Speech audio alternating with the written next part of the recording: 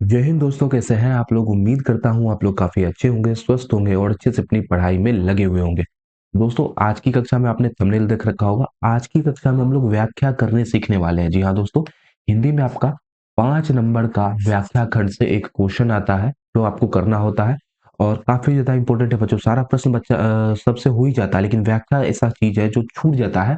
तो आज हम लोग प्रयास करेंगे कि कैसे हम लोग 5 में 5 ला सकते हैं और कुछ नहीं जानते हैं तो कम से कम 5 में से 3 नंबर तो ला ही सकते हैं। ठीक है, इसको सीखेंगे हम लोग व्याख्या लिखने के लिए कि कैसे लिखा जाता है, क्या लिखा जाता है और थोड़ा सा ट्रिक भी है, उसको भी आजमाएंगे, सब कुछ करेंगे। चलिए जी, बात करेंगे इसके पीडीएफ की। तो पीडीएफ बच्चों आपको हमारे टेलीग्राम चैनल पे मिल जाएगा, वहां से जाके आप लोग हमारा पीडीएफ डाउनलोड कर सकते हैं और साथ में इस टाइप का क्यूजेज और क्लास का नोटिफिकेशन भी आपको वहां पर मिल जाता है। तो इन सब चीजों के लिए टेलीग्राम चैनल से जरूर से जुड़ जाएंगे।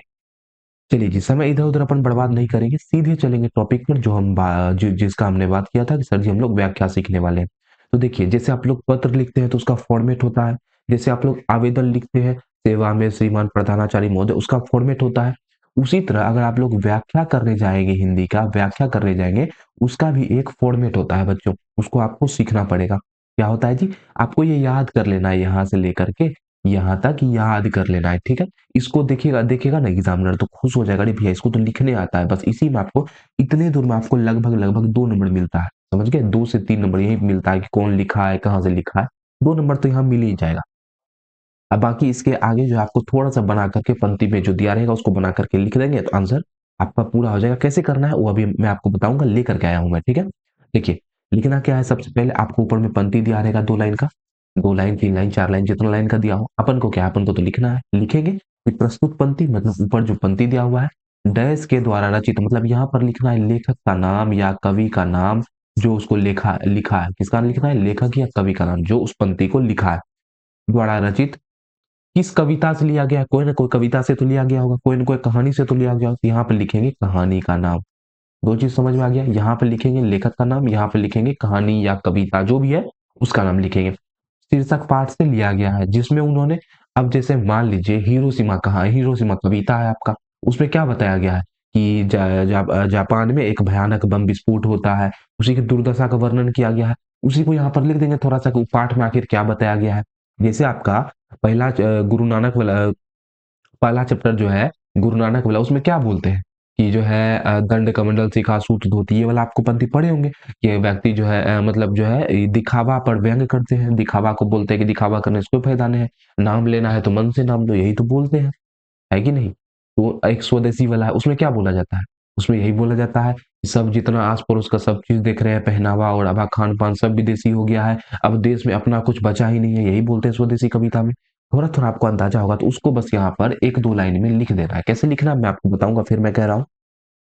हाँ, उसके बाद यहाँ वर्णन है या वो बताया है, दोनों में से कोनो आप एक चीज़ लिख सकते हैं। समझ में आ गया होगा मोटा-मोटा बात कि लिखना है प्रस्तुत पंक्ति डैश के द्वारा मतलब यहाँ पर कवि या लेखक का नाम डैश के द्वारा रचित, डैश शीर्षक पाठ से लिया गया है मतलब जिस शीर्षक पाठ का है उसको लिख देना है यहाँ पर। जिसमें उन्होंने कुछ बताया होगा, उसको क्या चीज़ बताया है, क्या चीज़ का वर्णन किया उसको यहाँ पर डाल देना है। उसके बाद लिखेंगे इस पंक्ति के माध्यम से कवि कहना चाहते हैं कि जो पंक्ति दिया हुआ है इसके माध्यम से कवि क्या कहना चाहते हैं। उसके बाद उसी पंक्ति को घुमा-फिरा करके थोड़ा-सा अपनी भाषा में बना करके वहाँ लिख देंगे। आपका उत्तर पूरा हो जाएगा। 5 में आपको 4 नंबर मिल जाएगा अगर ठीक-ठाक लिख के आ जाते हैं तो, ठीक है? हिंदी है 5 में 5 तो स्पेलिंग वगैरह मिस्टेक में कटेगा ही कटेगा। लेकिन यह तो विश्वास रखिएगा 4 नंबर कोई नहीं काट सकता अगर आप लोग ठीक-ठाक लिख के आ जाते हैं। चलिए, अब हम लोग एक आध व्याख्या देख लेते हैं कि सर जी व्याख्या आए तो कैसे लिखेंगे? जैसे देखिए, पहला व्याख्या मैं लेकर के आया हूँ। सबे विदेशी वस्तु नर गति रति रीत लखात भारतीयता कछु ना अब भारत म दर्शात। देखिए, अब यहीं तक आप लोग पढ़े होंगे ना तो आपको पता चल गया होगा कि बोल रहा है भारतीयता कछु ना अब मतलब भारतीयता कुछ नहीं अब भारत में दर्शात, दर्शात मतलब होता है दिखना, दिखता है। अब बताइए इसका सीधा-सीधा मतलब नहीं हो गया कि भारत में भारतीयता नहीं दिख रहा है। अब अंदाजा लग जाएगा, सर जी पंक्ति पढ़े हम लोग, पंक्ति में खोजना है कि कैसे हम लोग बता सकते हैं कि कोनो चैप्टर से होगा ना, उस चैप्टर का रिलेटेड थीम खोजना है। जैसे यहाँ पता चल गया कि भारतीयता अब कुछ नहीं दिख रही है भारत में। ये कौन चैप्टर का होगा? सर जी ये आपका स्वदेशी का होगा। इसी में बताया गया है कि भारत में भारतीयता नहीं दिख रही है, सब जो वस्तु विदेशी हो गया है, लोग खाता-पीता रहता-सहता सब सब चीज़ विदेशी हो गया है। मानुज भारती देखी को सकत नहीं पहचान मतलब भारत का आदमी को देख करके कोई पहचान नहीं सकता है कि ये भारत का आदमी है। मुसलमान हिंदू कौंधो के है ये क्रिस्तान। मुसलमान हिंदू कौन है, कौन बता सकता है कि है ये क्रिस्तान, की बाहर से आया हुआ आदमी है। मतलब अपना देश बाहरी देश का मतलब पूरा जो है जो पहनावा ओढ़ावा में अंतर था वो पूरा का पूरा समाप्त हो गया, यही बताया गया है इसमें। ये पढ़ के समझ में आ रहा है पंथी। अब नहीं समझ में आ रहा है तो खाली ये अंदाजा लगा दीजिए कि कौन चैप्टर से लिया गया है, तो आपको पता चल गया कि सर जी ये स्वदेशी से लिया गया है। अब स्वदेशी को लिखा कौन है, काहे कि लेखक का नाम भी लिखना है। सर जी स्वदेशी को आपका प्रेम घन लिखा है।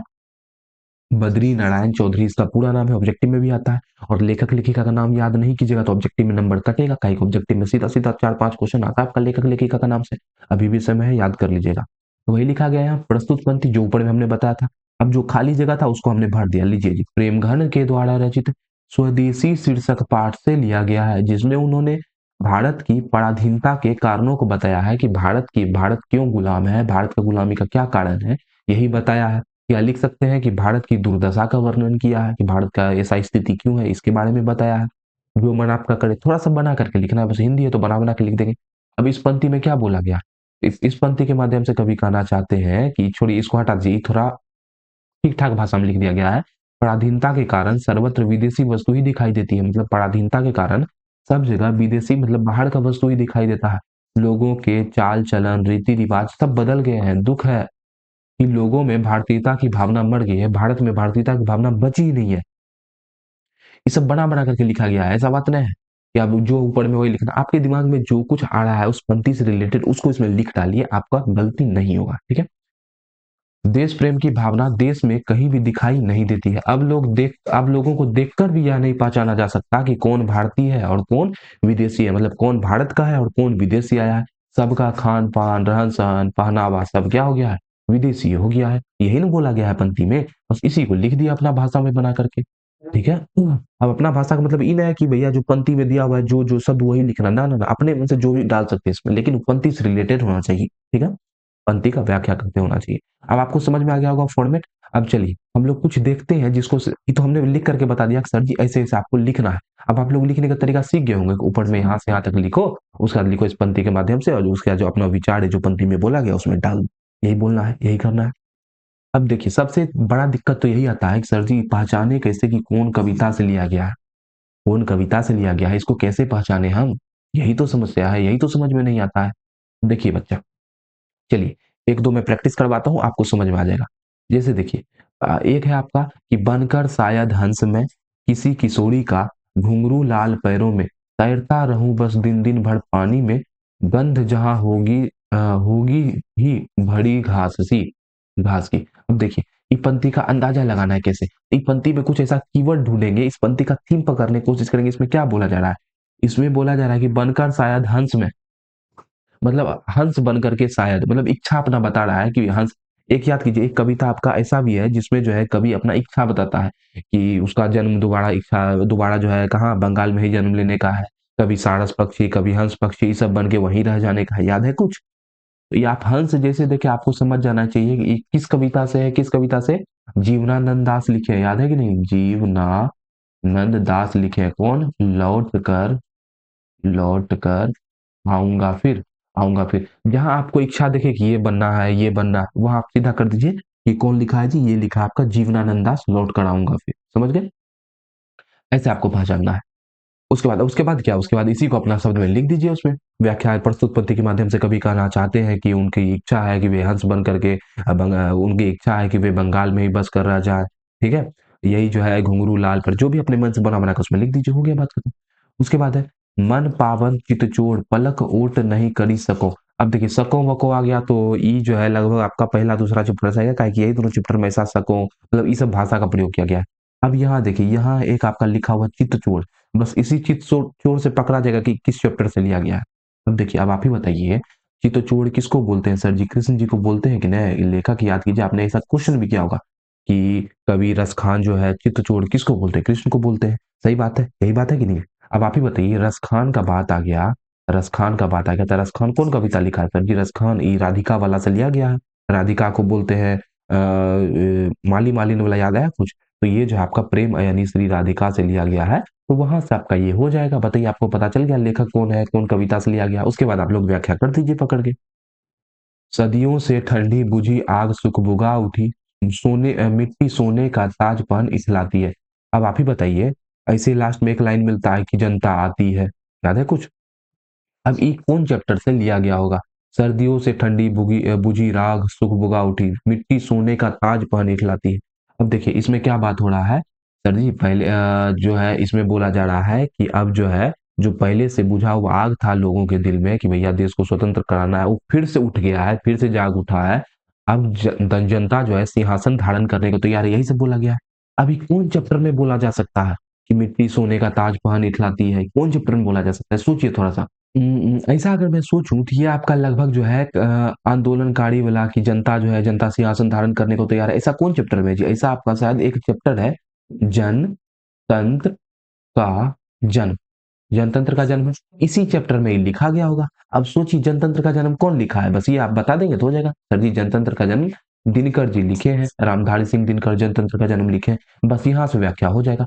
आपको सिर्फ पहचानना है बच्चा, सिर्फ पहचानने के लिए सीखिए। इसके लिए आप लोग कविता का मोटा-मोटा थीम पता होना चाहिए कि पहला कविता जो है आपका गुरु नानक का, उसमें क्या बोला गया है? दूसरा कविता जो है रसखान वाला, उसमें क्या बोला गया है? हिरोशिमा का क्या बात है? अक्षर ज्ञान में क्या बोला गया है? ये चीज़ थोड़ा-थोड़ा आपको पता रहेगा तो आप लोग आराम से समझ जाएँगे कि किस चैप्टर से कहाँ से लिया गया है।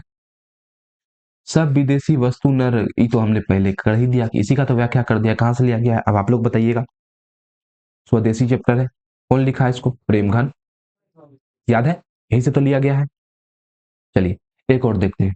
एक दिन सहसा सूरज निकला, अड़े क्षितिज पर नहीं, नगर के चौक, धूप बरसी पर अंतरिक्ष से नहीं, फटी मिट्टी से। अब ये बताइए ये कहाँ से लिखा गया होगा? सर जी ये तो अनुमान लग रहा है, सूरज निकला लेकिन आकाश में नहीं निकला, जो है क्षितिज पर नहीं निकला, नगर के चौक पर। अब नगर के चौक पर सूरज मतलब बम विस्फोट का बात हो रहा है, हिरोशिमा से लिया गया होगा, ये सीधी बात है।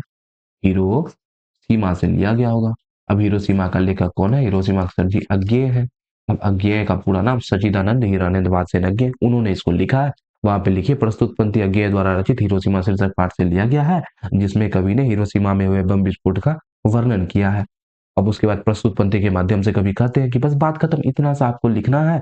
और उसके बाद इस पंक्ति के बारे में दो चार लाइन, ज्यादा नहीं दो चार लाइन लिख दीजिए, उत्तर पूरा हो जाएगा। अब 5 में से 4 नंबर आप ऐसे करके ले सकते हैं। इसमें आपको कुछ जानने का ज़रूरी नहीं है, कुछ सोचने समझने का ज़रूरी नहीं है, बस अनुमान लगाना है कि कहाँ से हो सकता है, किस चैप्टर से हो सकता है, बस इतना सा करना है, आपका व्याख्या पूरा हो जाएगा, ठीक है? तो उम्मीद करता हूँ मैं आपको सिखाने में सक्षम रहा होऊँगा कि सर जी व्याख्या कैसे करते हैं, कैसे लिखते हैं। आप लोग 1-2 बार प्रैक्टिस करेंगे नया-नया व्याख्या को लेकर के जिसका आपको अंदाज़ा नहीं है, और आप लोग अनुमान लगा करके कि कौन चैप्टर से लिया गया होगा, कैसे-कैसे कुछ दिमाग लगा के अगर आप लोग 2-4 व्याख्या का आप लोग अगर तैयारी कर लेते हैं, लिख लेते हैं तो आपको कॉन्फिडेंस आ जाएगा, और आप एग्ज़ाम में भी लिख पाएँगे आराम से, ठीक है? उम्मीद है आज की ये कक्षा आपको पसंद आई होगी, तो क्लास को लाइक कर देंगे, चैनल को सब्सक्राइब कर देंगे और एक प्यारा-सा शेयर भी ज़रूर से कर देंगे। तो मिलेंगे आपसे अगली कक्षा में कुछ नए चीज़ों के साथ में, तब तक हँसते रहेंगे, मुस्कुराते रहेंगे। जय हिंद, जय भारत।